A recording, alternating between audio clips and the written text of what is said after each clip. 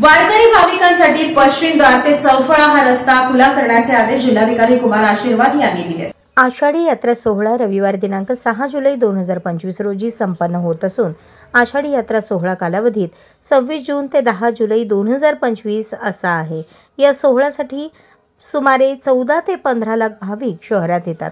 विठ्ठल रुक्मिणी मंदिराकडे येणारा आणि जाणारा मार्ग एकच असल्याने भाविकांची गर्दी मोठ्या प्रमाणात असते।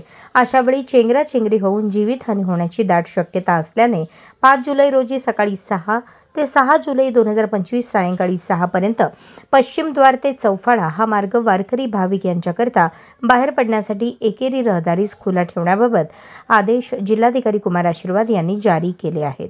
आषाढी यात्रा सोहळ्याकरता लाखो भाविक पंढरपूर शहर परिसरात येतात। एकादशी सोहळ्या दिवशी चंद्रभागा स्नान करून भाविक विठ्ठल रुक्मिणीचे दर्शन घेतात, तेव्हा महाद्वार घाट आणि आजूबाजूच्या रस्त्यामध्ये लाखो भाविकांची गर्दी असते। सदरची गर्दी नियंत्रणात आणण्यासाठी पोलीस प्रशासनाला मानवी साखळीचा आणि रस्सीचा वापर करावा लागतो।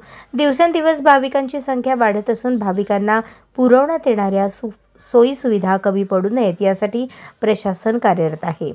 पश्चिम द्वार ते चौफाळा हा एकेरी मार्ग झाल्यास स्टेशन रोडकडून येणारे वारकरी भाविक हे छत्रपती शिवाजी महाराज चौक, भादुले चौक ते नाथ चौक, तांबडा मारुती चौक, महाद्वार चौक मार्गे नामदेव पायरी येथे दर्शनासाठी जाऊ शकतात।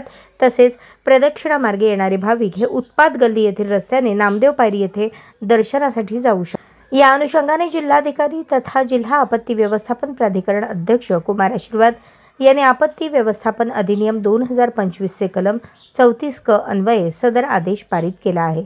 या आदेशाचे उल्लंघन झाल्यास उल्लंघन करणाऱ्या विरुद्ध आपत्ती व्यवस्थापन अधिनियम 2005 नुसार तसेच भारतीय न्याय संहिता 2023 चे कलम 223 नुसार कारवाईस पात्र राहील, असे आवाहन जिल्हाधिकारी कुमार आशीर्वाद यांनी केले आहे।